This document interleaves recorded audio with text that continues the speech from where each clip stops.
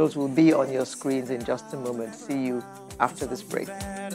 Thank you for joining us. Of course, not surprisingly, we'll be talking about COVID all over again. And this time we'll be looking at the new variant or variants, as the case may be. No, start with one. Just one. Start with one. Okay, all right. Because one is one of the names of these variants. Okay. During the week, the Nigeria Center for Disease Control, NCDC, announced that it had identified 6 more cases of the B117 COVID-19 variant in the country, about a week after the chairman of the Presidential Task Force on COVID announced that the variant is currently causing anxiety in the UK and in other parts of the world. So, of course, Nigeria is among other parts of the world. So now that the new variant is here and the numbers are increasing, what do we do? What do we need to know about this variant so we'll know exactly what to do? Does our behavior need to change in any way? These and many other questions we're going to ask our panel this morning, and that panel is made up of a lecturer and geneticist, Dr. Olushola Shokefu. Good morning. Morning, ma'am. Thank you for joining us again. Thank you very much for having me. Anytime it's nice to be we're talking here. about COVID, you always oblige us. Thank you. We are here to serve. Thank you. And we also have a research fellow at the Department of Biochemistry and Nutrition, and he's also the team lead, Vaccine Design and Development, Nigerian Institute of Medical Research, Dr. James Ayorinde. Good morning. Thank you for having me. Thank you very much for joining us. So, Dr. Shokefu, tell us about this new variant. How is it different from the one that we had before? Well, the paradigm that change is the only thing that is constant. Is typified by viruses the most, because continually they must continue to adapt to the environment in which they find themselves. And this adaptation leads to being more effectively transmitted between the hosts that they have, or eluding the effect of drugs on them. They must continue to change so that they can be better adapted to cause the havoc they are out to cause. The genome of the COVID virus is a very small 31 kbps unit. And you find that on this small genome, there are several changes that we have noticed as scientists, which seemingly makes the virus better in terms of transmissibility and then in terms of morbidity in the UK. Typically, several have been characterized, but there are 3 major ones: the P1117, the P1351, and then the B1 in Brazil, in the United Kingdom, and then in South Africa. And then to a large extent, we should expect more variants because this virus will continue to change in order to make it more, the system will be less capable in detecting it so that they can elude the human natural method of making sure that it doesn't thrive. And it doesn't so all the research that he is doing, this virus is changing so that it can elude detection, yes, and then become more adaptable so that it can cause, in other words, more havoc. The virus itself is carrying out its own research on his research. Ben. We'll talk more about that when we return for this break. Do stay with us. God.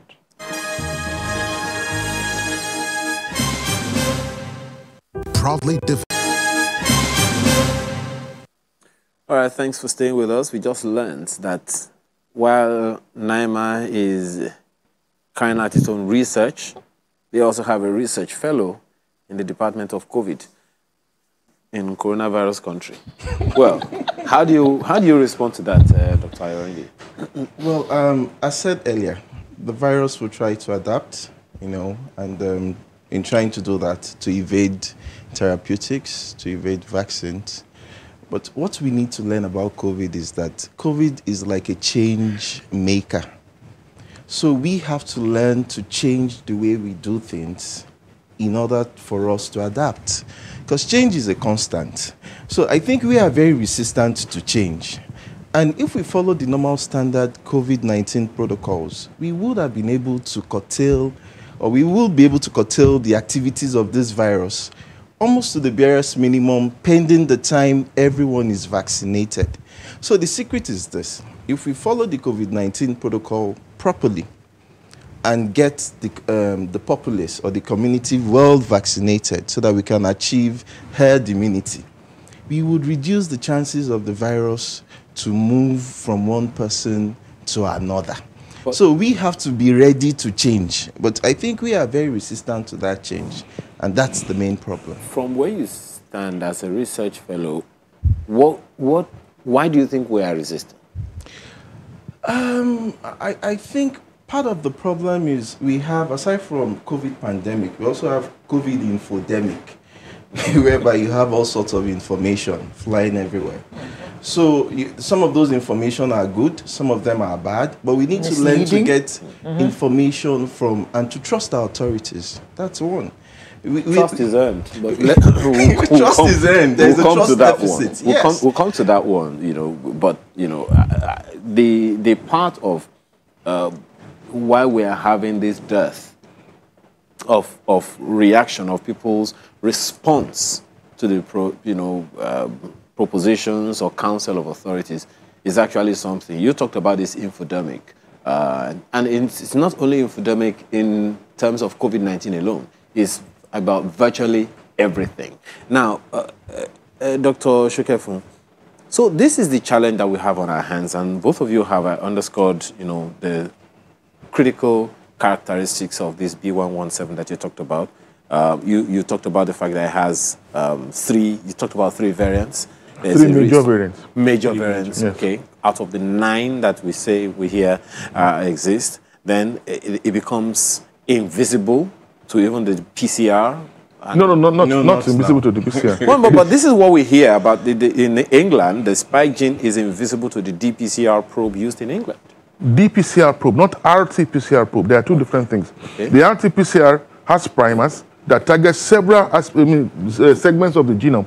So if it misses one in terms of mutation, it will take the other. Okay. So the RT-PCR is super, and it will just work. Which is what we are using. Which is what we are using. Of course, in China, for instance, there are 20 approved test methods from anosmia, loss of smell, which is 98% correlated in, infection cases and all that.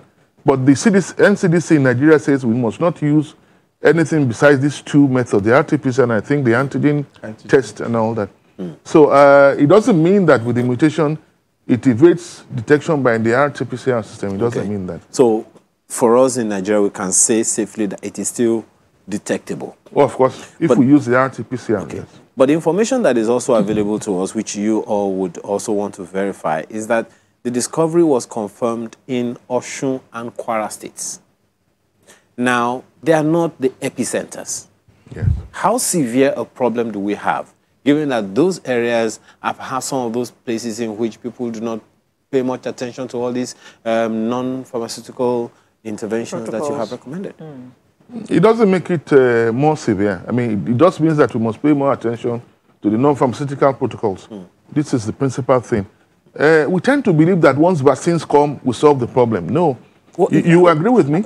My apologies. We'll come to that one. But what we have been made to understand by some of the research available out there, you may also want to correct it if it's not correct, that this one is a little... Increased mobility.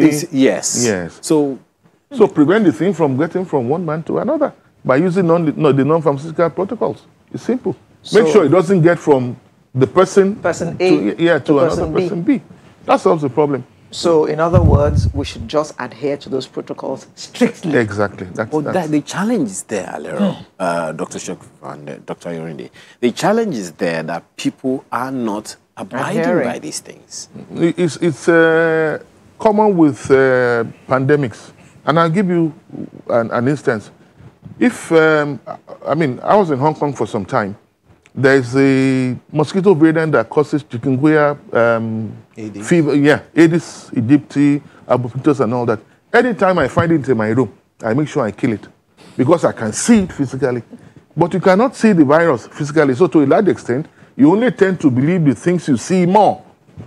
That's the reason why in the villages you find people in the evenings burning orange pills to scare away mosquitoes. But these are viruses that nobody has seen. So the conjecture is there that COVID, does it exist? Is it there at all?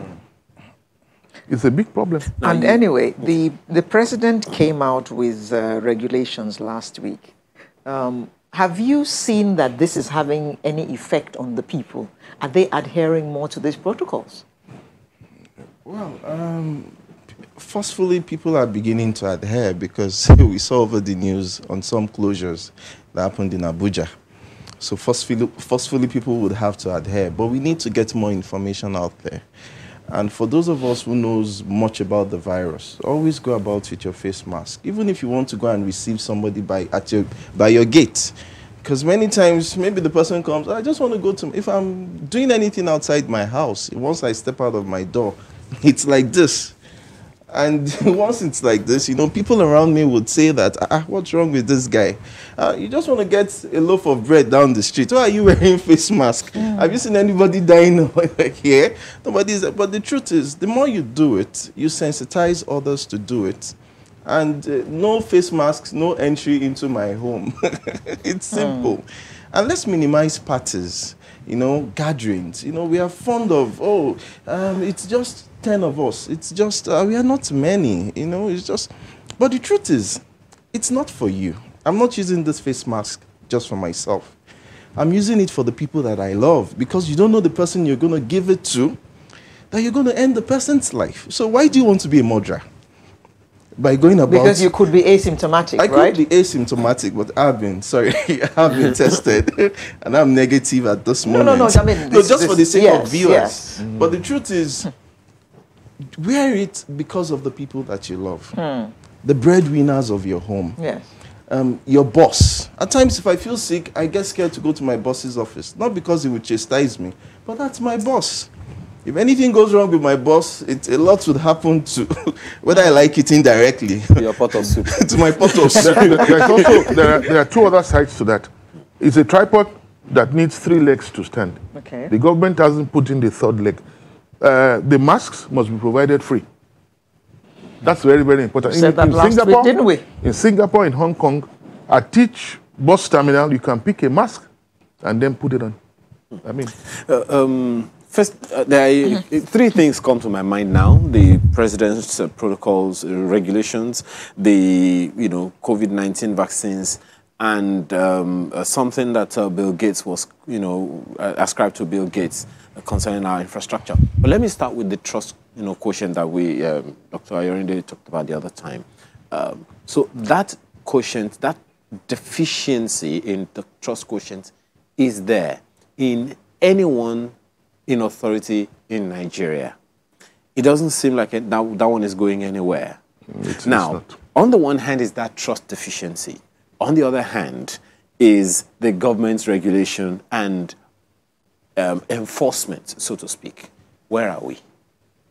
Well, enforcement, you can give instructions in Abuja. How does it get to my hometown in Agowe, for instance? How do you effect it in Agowe? How are you sure that people are not going to take advantage of that? I'm sorry, some persons in authority may just get on the street and begin to arrest people and then take money from them without enforcing that they put on the mask.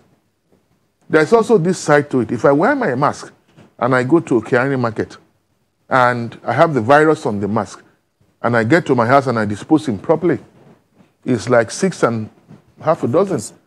Taking it from Okeari and then coming to dump it at home where to infect people.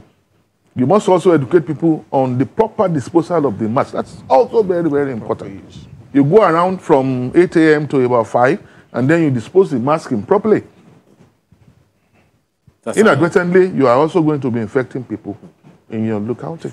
Dr. Ayorinde, there's something that Professor Tomori, recommended in all of this conversation when we asked him about the regulations of the president. And he said, perhaps we should even begin with persuasive communication. Yes. I think what we can actually achieve, we would achieve more with persuasive communication. So we need a lot of influencers, maybe online or media influencers, social media influencers, as people may have to call them, to see how we can educate people on the dangers associated with COVID-19, and how we can just use simple methods. And I must say that we did very well in the first wave, by trying, even though it turned out to be a monster at the end of the day. But if we can just follow the simple protocols, get more educated, as said, on how to use the masks. Someone like me, I have a spray in my car, in my office. So if I'm removing my face mask, I spray it. And I spray it, I put it down. So in my home, we spray our face masks with 70% ethanol. In the car, I spray. If you get it, always by my side. So you spray it, you put it, at times I put it on my dashboard for heat to even help, for the sun. to kill whatever is there. Whatever is there, because even as it is now, I can't just drop it on this table, because I have to disinfect. So when I'm leaving here, I have to put a lot of hand sanitizers on my hand, on my palm rather, and take a small swipe over, or wipe over my face mask. So we need more education, and we need to learn to seek information from the right authorities. Because like I said, many times we have agencies that can give appropriate information. Many times you see something over the news and you're shocked that, but this is not the truth about this that you're saying. So obviously, people are not getting the right information they are supposed to get. Nonetheless, the trust deficit, I know that is always there. But we should also encourage, getting right information from the right authorities. Part of the information that is out there is also about nutrition. Some have said that, look, during that first wave that you talked about, and a number of prominent Nigerians were being reported to be positive to COVID-19. They will say, they took this thing, or they applied this stream of nutritional elements, and then this is what they produced. How helpful is that in the fight? Well, of course, nutrition is always helpful in the fight of any disease that you have, so as to boost your immunity. And of course, you also need good rest and a proper well-being. But nonetheless, you can't, like I said, the infodemic aspect, there has to be proper data for you to give out any information to the public. Somebody says we use X products. The question is, do we have sufficient scientific data? Yes, the product could be working. I'm not saying the products may or may not be working, but we need to work on data to be able to say categorically, based on the data that we have, this is working. So we can't say because somebody said, I use this, and the person is prominent, we say, oh, let us all face that aspect. So it might just be the issue of the Madagascar case, where the president came on air and drank the Madagascar cocktail, and everybody followed him. But the question is, we should be asking, do we have the data? Can we see the data? How reliable is the data? Because data is very important. In parenthesis, since you mentioned the cocktail, we heard that some of it was sent to Nigeria and it was being tested. We have not heard the outcome of that. Yes, so that's part of asking the right authorities for some of the outcome. Yes. It's not your institute that's working on that. Well, we worked partly on it. Okay. And at the time it was sent, we had not grown the virus. Okay. Because if you want to test it at times, you want to see how you would reduce the growth of the virus in the lab first. But we don't have, then you have to do some other tests that, other level of test that relies on you having the technical expertise to grow the virus, which we've been able to do now. So as at that time, we could only do safety studies, how safe it is. efficacy is a big problem because, and after doing the laboratory experiments, don't forget that we have the clinical aspect, the clinical trials, which is a lot of effort, a lot of money, a lot of time, a lot of energy that you may not get the desired result in the short time that the world was, anxious to say that, oh, it's working, it's working. Yeah. I don't know if you have seen the video that's making the rounds on social media, where a guy is asking questions about the vaccine. Yeah, I've seen You've it. Seen it. I've seen it, yes. So he asked a question such as, so if I take the vaccine, can I catch it again? And the answer is no. If I do this, can I get reinfected? All kinds, and the answers, all the questions he asked, to all of them, the answer was no. And of course, at the end of it all, his question is, so why should I take the vaccine? I did say that with the vaccine, it's not huru yet. I just said that if the vaccine is 80% effective, you need to vaccinate the 60% of the population to just say that at least we're at a modicum level. If it's 60% effective, you need to take about 90% of the population. So the vaccine is not all there is. The vaccine will, to a large extent, reduce the severity if you are infected. If ever you get infected, at least the severity of the infection will be modified. That is guaranteed. So let us not bother. Not eradicated. So vaccines don't eradicate. Vaccines, to a large extent, have a way of reducing the severity, just in case you are, should or in case. So we should have reduced mortality. Well, of course, in fact, reduce severity. You will not even get out of your house to treat it if you are vaccinated. Okay. That is assured. Okay. With all vaccines. Let me tell you that there's principles of immunogenicity with vaccines. There are strains. A vaccine that is effective for strain A may not be effective for strain B. Raising that other problem. Raising another problem entirely. So we have to start afresh because all of the vaccines, all of the research that has been produced until it's now, an unfolding scenario yes, that we must continue to research. Let us, and follow. As neophytes, as naive people, let us ask those trivial questions. So we have been, the vaccine that is out now is for the first strain.